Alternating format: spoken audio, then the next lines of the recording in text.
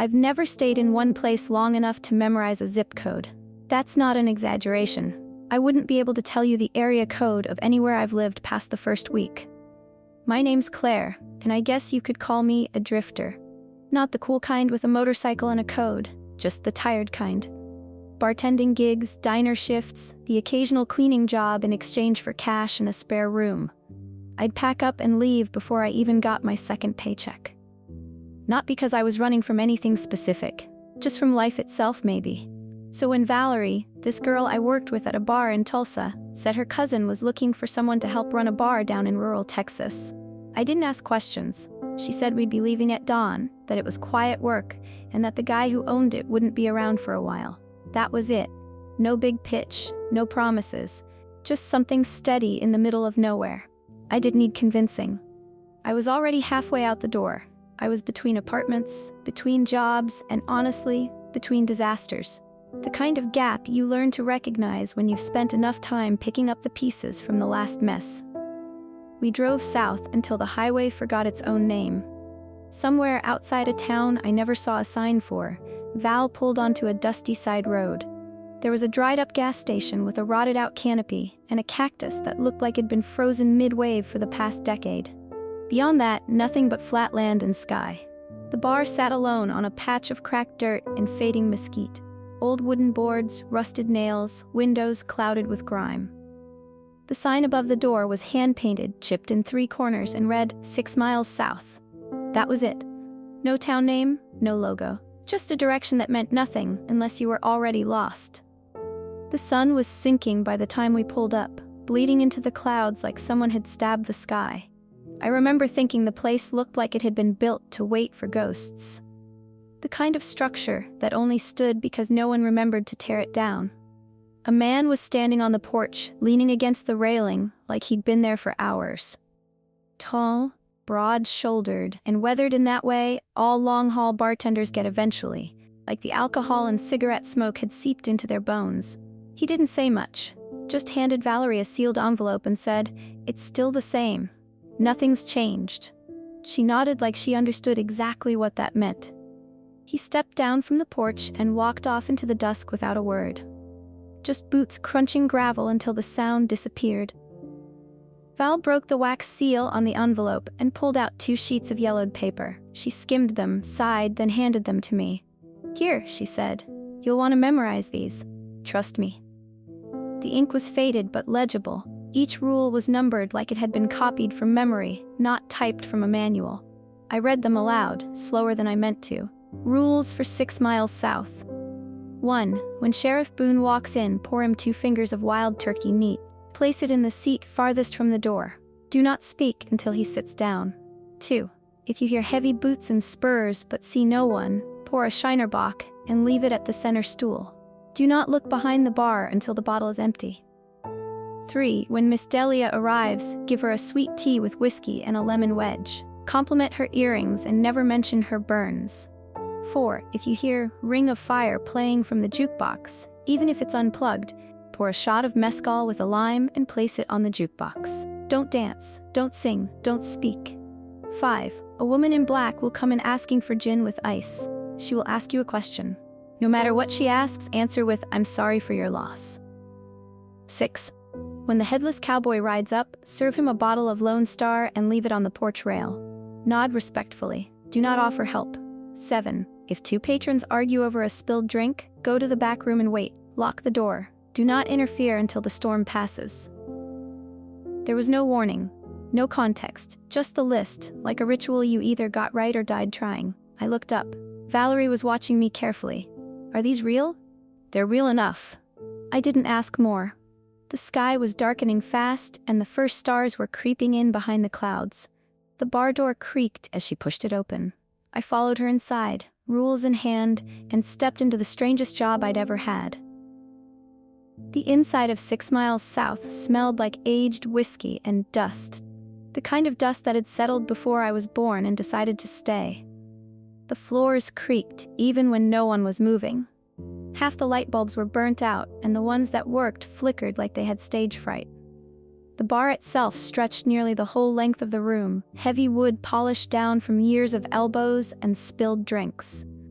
A wall of bottles stood behind it, every label a little faded, a few sealed with wax. There were no TVs, no music playing, just the dull buzz of an old fridge somewhere in the back and the faint hum of desert wind slipping through the cracks in the walls. Valerie walked me through the basics that first night. The register still used paper slips. Tips were kept in a coffee can with "For the Living" scribbled on the side. I didn't ask what that meant. Not yet. She showed me how to clean the taps, where to stash the bar keys, and which bottles weren't for regulars. There was an unspoken rhythm to everything. Low voices, small movements, no sudden gestures. The place was too still for anything loud. We opened around 6. A few locals came in. Quiet ranchers and oilfield hands who drank slow and left their hats on the stool next to them like they needed the extra company. They didn't talk much, and I didn't press them. By 11, we were mostly empty. Midnight rolled past without event. I started to relax, thinking maybe the rules were just some kind of old tradition, like a test to see if I'd spook easy. Then 1:07 a.m. hit, and the door creaked open. He didn't say a word. Boots hit the floorboards like someone dragging chains through mud. His coat was long, dust-caked, heavy as curtain drapes. A tarnished badge hung on his chest, sheriff's star, old style. But it wasn't the clothes that froze me. It was what wasn't there. Right in the middle of his chest, where his heart should have been, was just a void. Not a wound, not a hole. A black space, flat and bottomless, like someone had erased that part of him from reality. My fingers fumbled as I grabbed the wild turkey. The bottle slipped a little, and I caught it against the edge of the bar before it could fall. I tried to measure out exactly 2 fingers, like the rules said, but my hands weren't steady. Valerie didn't move, just kept her eyes on the bar sink like she'd seen this 100 times and didn't need to see it again. I placed the glass at the farthest stool from the door. Then I backed up, stood behind the register, and said nothing. The sheriff's boots scraped the wood as he crossed the floor. His shadow stretched ahead of him, long and sharp, even though the lighting barely justified it. He reached the glass, sat down, and picked it up without a glance in my direction. He drank slow, 1 sip, 2. Then he set the glass down, nodded once, and stared out toward the front door. The air in the bar changed. I didn't realize how heavy it had felt until that moment, like breathing through wet concrete. Suddenly, I could breathe again. My shoulders dropped, and my fingers stopped twitching. Val finally spoke. "Good job." I looked at her, still shaken. "That was him?" "Sheriff Boone. Comes every Thursday. Always the same drink, always the same chair. Just do what the rules say and don't try to chat." I nodded, but my brain was still trying to figure out how to file what I'd just seen. Ghost? Demon? Some kind of echo? He sat there for a while longer, not moving, not speaking. Then, just before 2 a.m., he stood, walked back toward the door, and vanished into the dark like he'd never been there at all. No footsteps on the porch, no sound of a car. Just gone. The silence returned, heavier than before. I didn't sleep when we closed. Just lay on the lumpy cot in the back room, staring at the ceiling fan, trying to convince myself it hadn't happened. But when I finally drifted off, I dreamed of that hollow in his chest. Of a man who'd lost something too deep to name, and came back every week looking for it. The first rule had been followed. I survived, and I knew then I wasn't going anywhere. After Sheriff Boone, the air around the bar didn't go back to normal. It just changed flavor. Less heavy, more charged. Like the quiet could turn electric without warning. Val didn't act like anything strange had happened. She still showed me where we kept the limes, how to unjam the cash drawer, and which regulars wanted their drinks ready before they even said hello. But there was a pause now when she looked out the front window, like she was waiting for something that only she could hear. By Sunday night, I was getting more comfortable behind the bar. The small talk with living customers came easy again, and the wooden floor didn't groan so loud anymore when I moved. Around midnight, Val said she was heading to the back room to nap for a bit. That was normal for her. She trusted me to lock up and crash once we closed. I was fine with that. Or I thought I was. It was about 12:43 when I heard the first clink. Not a bottle, not glass. Boots, heavier than any customer I'd ever heard. And then, clink. Spurs. My first thought was that it was some cowboy pulling a late night. Then the silence stretched longer than it should have. The door hadn't opened. I looked up from wiping the counter, and there was no one there. Clink, step, clink, step.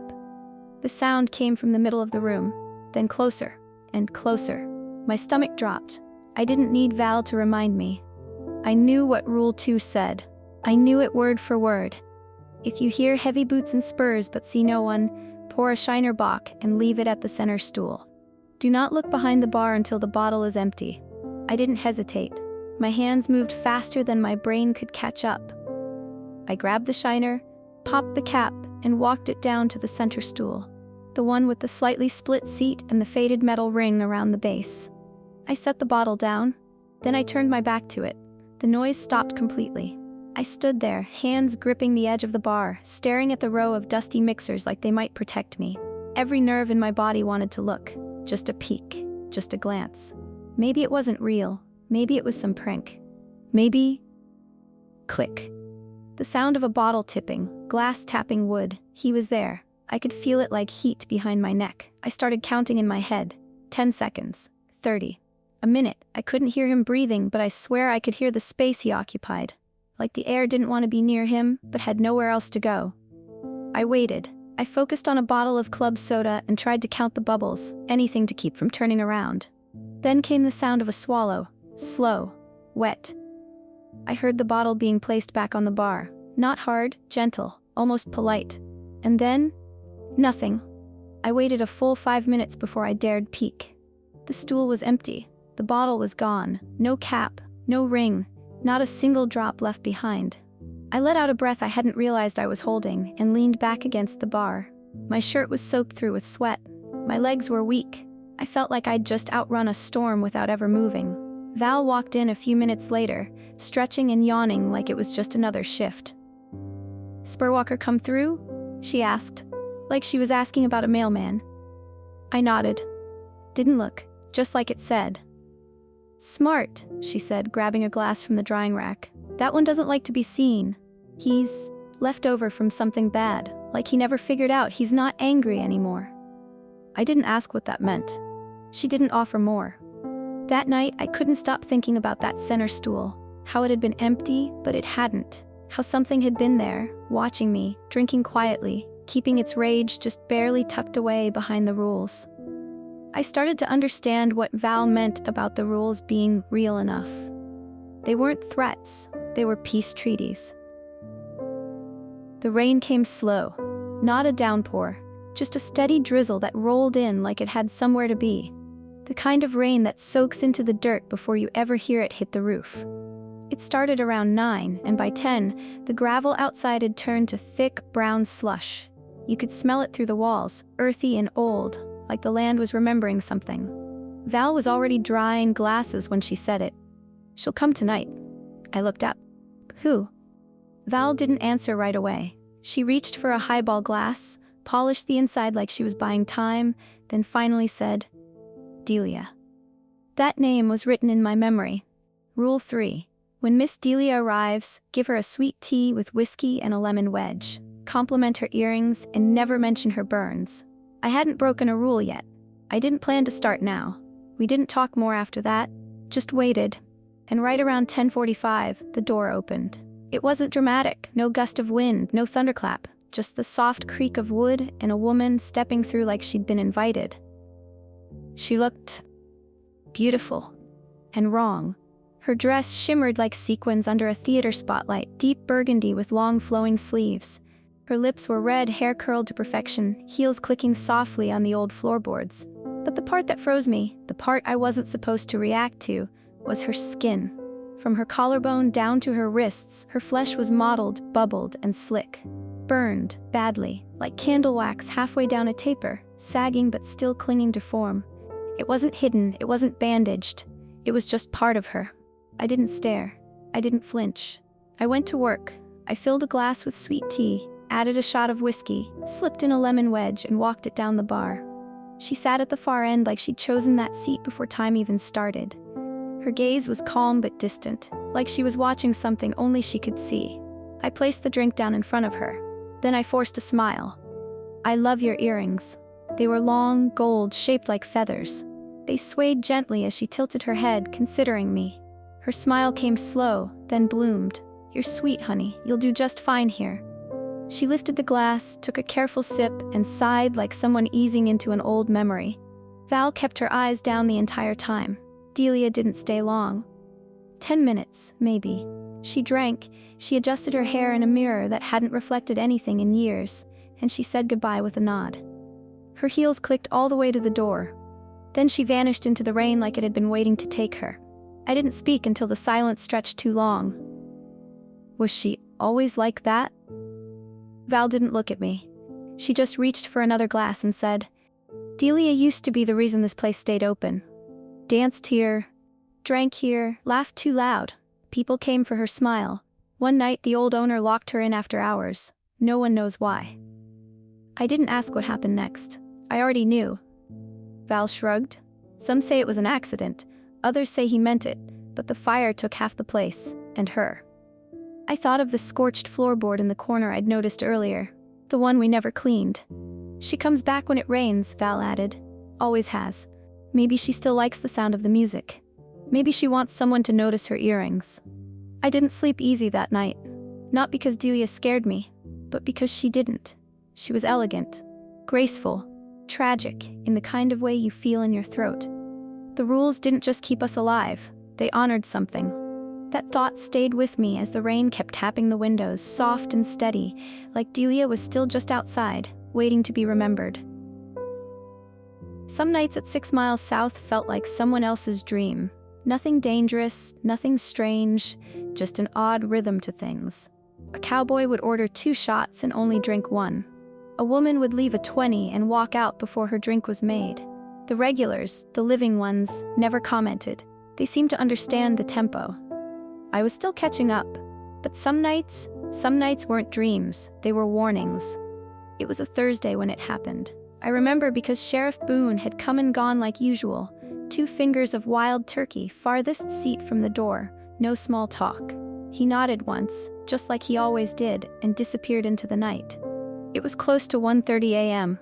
The bar was empty except for me, a half-finished crossword, and the sound of a leaky tap.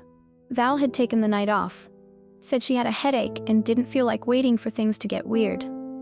The jukebox was in the back corner. We kept it unplugged. Had been that way since I got there. Dust on the top, wires curled underneath, a couple of old quarter slots jammed shut. It hadn't made a sound in months. Until it did. Without warning, it screeched to life. Not like a gentle startup, no warm hum or static, just a sharp clack and then the low crackling start of Ring of Fire. Johnny Cash. Slow and warped, like it was underwater. I nearly dropped the glass I was polishing. If you hear Ring of Fire playing from the jukebox, even if it's unplugged, pour a shot of mezcal with a lime and place it on the jukebox. Don't dance. Don't sing. Don't speak. My hands moved before I could think. I grabbed the bottle of mezcal from the bottom shelf, it hadn't been touched since I started, and poured a shot, hand shaking just enough to spill a few drops. I sliced a lime, stabbed it onto the rim, and walked it across the bar. The jukebox glowed faint red. Not from the buttons, those were dead, but from something behind the glass. The lights didn't flicker. They pulsed, like something was breathing. I set the shot down carefully on top of the machine. Then I backed away. I didn't sing. I didn't speak. I didn't even hum. The music slowed, warbled, stretched out in unnatural ways. Like someone was dragging the needle across the vinyl at a crawl. I could feel the pressure in my ears, like the bar itself was holding its breath. And then, just as suddenly as it started, it stopped. No fade out, no last note, just silence. The red glow died. The air relaxed. I took 2 full breaths before I realized I'd been clenching my jaw so hard it hurt. I didn't touch the shot. Didn't dare. I went back behind the bar, ready to write it off as the night's big event. But I wasn't done yet. Because a minute later, the front door creaked open. She stepped in slowly, her heels echoing soft against the floor. The woman wore black. All black. Dress, gloves, veil, hair pinned up neat beneath a small hat like she'd just come from a 1950s funeral.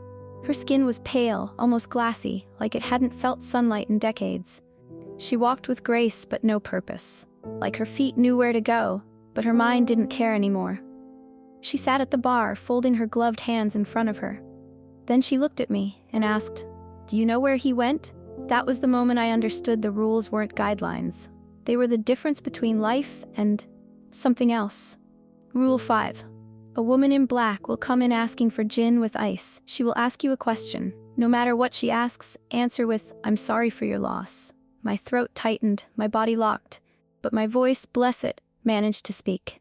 "I'm sorry for your loss." She didn't blink, just stared at me a second too long. That kind of pause that makes your skin try to shrink away from your bones. Then slowly, she smiled. It was small, distant, like she just remembered something from a long time ago. I made her drink. Gin. 1 rock. She sipped it slowly, never looking away from me. When she stood, she didn't say goodbye. She walked out the door, and for the briefest second, I thought I saw her shadow split in two, one part going with her, the other staying behind. But it was gone when I looked again. I didn't clean her glass. Val returned the next evening. I told her what happened. She nodded like she already knew. "They called her the Widow Belle," she said. "Some say her husband died here, shot over a bet. Others say she's just looking for someone to blame."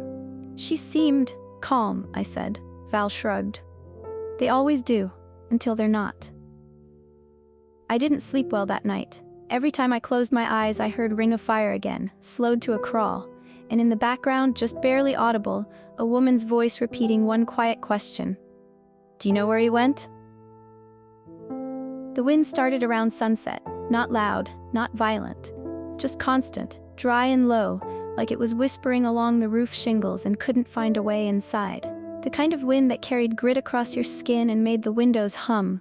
It hadn't rained, wasn't supposed to, but the sky outside was a deep bronze gray, and the air had that tight metallic smell that usually came before something bad. I cleaned the glasses slower that night. Val was quiet too. She kept glancing toward the porch like she was expecting company, and I guess she was. Around midnight, she set down the rag she'd been holding and said, "You remember Rule 6? I didn't hesitate. When the headless cowboy rides up, serve him a bottle of Lone Star and leave it on the porch rail. Nod respectfully. Do not offer help." I nodded. Val didn't smile. She just said, "He comes when the wind does." Then she went to the back room and closed the door. I stayed at the bar. I don't know why I felt like I had to be the one to do it. Maybe because I hadn't broken a rule yet. Maybe because I didn't want Val to see me flinch. Or maybe I just didn't want to admit how fast my heart was beating. At 12:17, I heard the first hoofbeat. Not like a regular horse. This wasn't the steady clop of someone riding up the road. It was more like thunder in the distance. Then another. Then another. The porch rattled. The floorboards under my feet creaked. And I saw him. He didn't ride in from the front road. He just appeared at the edge of the lot. 1 second, empty dirt and mesquite. The next, a flickering silhouette. The horse was tall and lean, coat black as smoke. Its eyes glowed faintly orange, like dying coals. And sitting on its back, straight-backed and unmoving, was the cowboy. He wore an old brown duster, the collar turned up high. His boots had spurs that didn't make a sound, even when he shifted. A wide belt with a holster hung at his hip, but no head, just a stump of ragged skin and darkness where it should have been. No neck, no hat, nothing. His hands gripped the reins loosely like he was only half aware of them. I didn't freeze, I didn't speak. I grabbed a Lone Star from the cooler and walked it out to the porch. My feet felt heavy, like each step took more effort than it should. The wind hit me the second I stepped outside, dry and hot, full of grit that scratched my throat.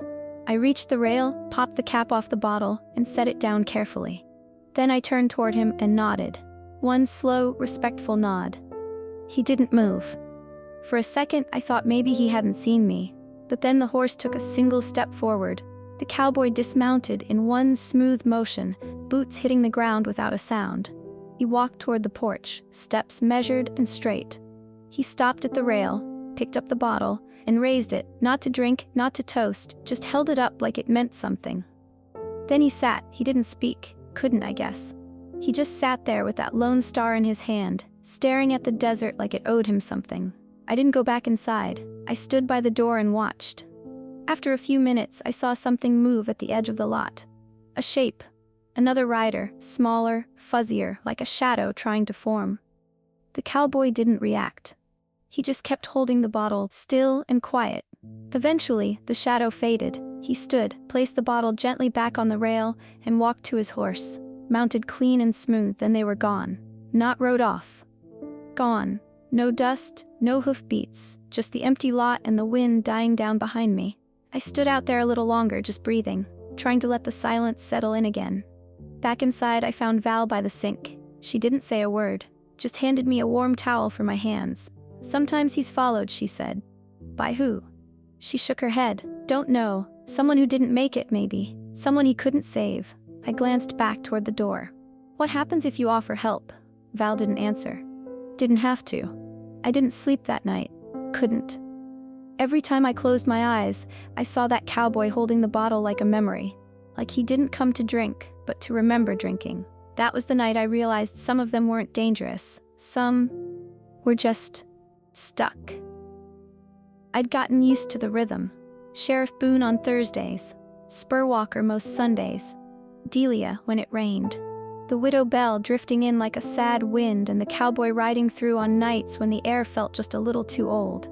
They had their routines. They kept to the rules. And in a weird, quiet way, I had started to feel like part of it all. Like I wasn't just surviving, I was belonging. The regulars nodded at me like I'd always been here. Even Val seemed to relax a little when she left me alone behind the bar. I was careful. I didn't break the rules. Until they did. It started with a simple thing.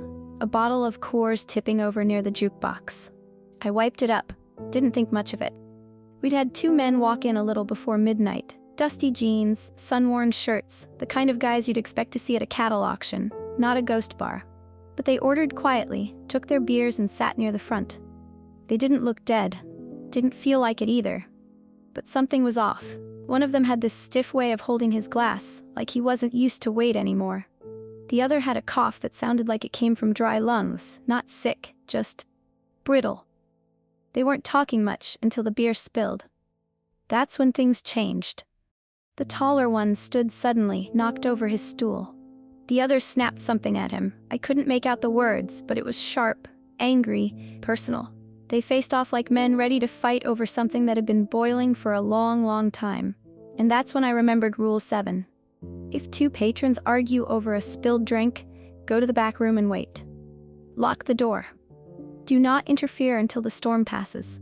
I didn't waste time. I bolted. My legs carried me faster than my brain could process. I ran straight to the back hallway, shoved open the supply room door and slammed it shut behind me. The lock clicked into place and I backed away, breathing hard, my hands shaking. And then the bar erupted. It wasn't like a regular bar fight. There was no grunting, no shouts of break it up, no thuds of fists on skin. It was chaos. Screaming.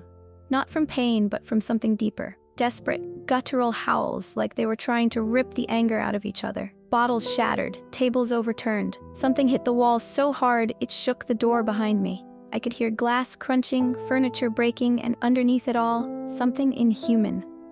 A sound I couldn't describe. Like metal twisting and bone breaking at the same time.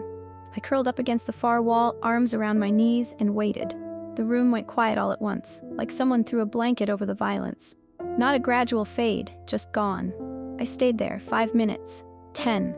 Then I opened the door. The bar was silent, no patrons, no signs of struggle, no shattered glass, no overturned stools.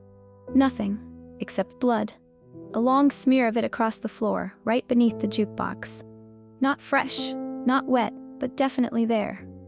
A rust-colored trail that led to the front door and vanished past the threshold.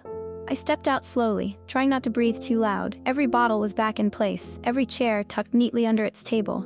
But that blood didn't lie. Val came in about 20 minutes later, keys jangling, coat wet from the mist outside.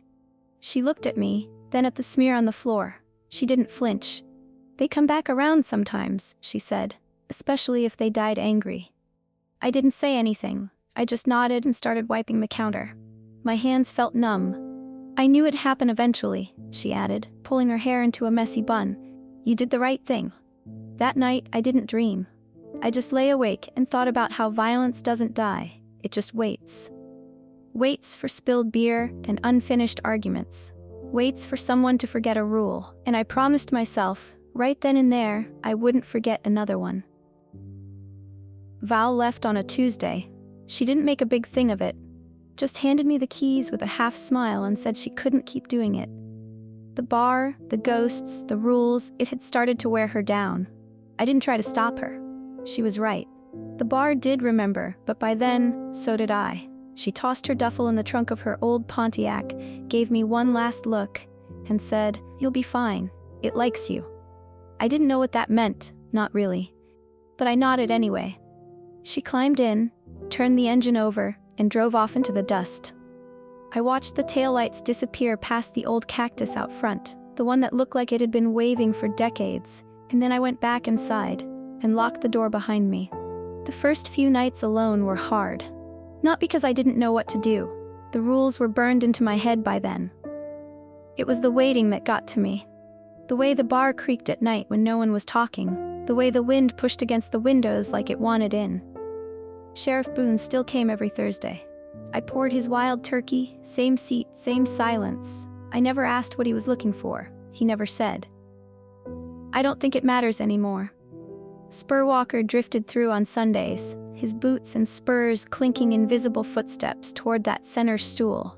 I never turned around, just waited until the bottle was empty and the air warmed again.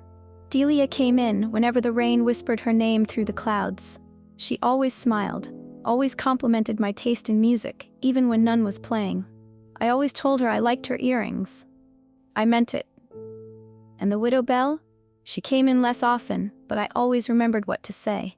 "I'm sorry for your loss." Every time, and every time, she smiled like it still mattered. The headless cowboy came once more before winter. I left his Lone Star on the porch, nodded, and let him sit. He watched the sunset with me that time, quiet and still. When he left, I swear he looked back, just for a second. And the fight? It hasn't happened again. Not yet. But the back room stays unlocked now, just in case. I don't use the cot anymore. I moved into the small room above the bar, cleared it out, cleaned it up, hung a curtain over the window, laid down a rug. It's mine now. The floor still creaks when I step on the same plank twice. The wind still hums through the vents, but it feels like home in a way nothing ever has. Some days I wonder if I'm still alive, or if the bar took me in like it did the rest of them. But I still eat, I still breathe, I still laugh when the living regulars tell bad jokes and leave 2 big tips. I think I'm still here. I keep the rules taped up behind the bar, not because I need them anymore, but because someone might. Someone will. And when they do, I'll be ready. Because this place, it runs on memory, on respect, on routine, and now it runs on me. The regulars come and go. The living, the dead, the ones in between. I serve the drinks, I nod to stupid jokes, I survive the rules. It's still the same, nothing's changed. Except me.